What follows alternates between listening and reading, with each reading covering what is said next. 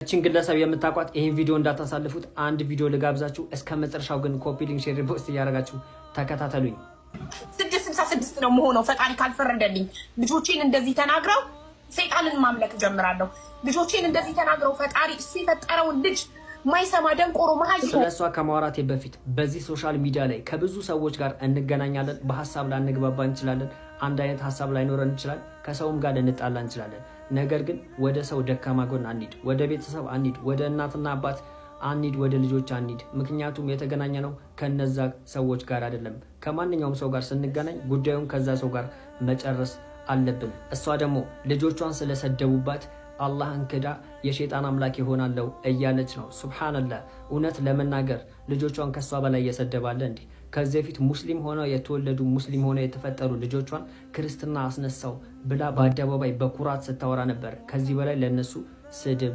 የለም በጋዛ ህፃናት በጋዛ በወራሪዋ እስራኤል ብዙ ህፃናቶች ሲጨፈጨፉ የወራሪዋ እስራኤል ቦምብ የገደለባቸው እናቶች ልጆቻቸው ሞተውባቸው አልহামዱሊላህ ልጄ ሸሂድ ሆነ ብለው የሚመጣባቸው በላ በሶብር ያልፉታል ከልጆቻቸው ጋር በጀነት እንደሚገናኙ እርግጠኛ ስለሚሆኑ በሶብር ያልፉታል ልጄ ሸሂድ ሆነ ብለው ለአላህ ሁሉም ነገር አሳልፈው ይሰጣሉ እዚህ ጋር ደግሞ ልጆቼ ተሰደቡ ብላ አላህን ክዳ የሸይጣን አምላክ ይሆናለው እያለች ትገኛለች እዚህ ሚዲያ ላይ በጣም የሚገርመኝ ነገር ከ200,000 ወይም ከ300,000 ተከታይ ያላቸው ሰዎች የሆነ እንከን ሲያጋጥማቸው እምነቴን እቀይራለሁ እያሉ ያስፈራራሉ ማንን ነው የምናስፈራራው አላህን ነው ወይስ ሙስሊሞችን እስልምና ማንንም ስለመጣ የሚጨምርለት ማንንም ስለሄደ የሚጎዳ አይደለም ምክንያቱም እስልምና ድሮም ሆነ ወደፊቱ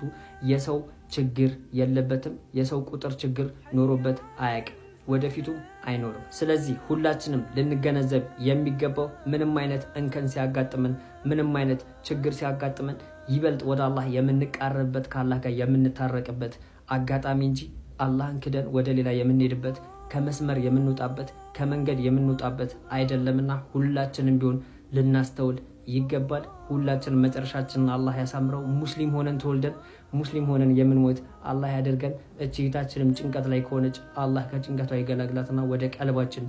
ይመልሰን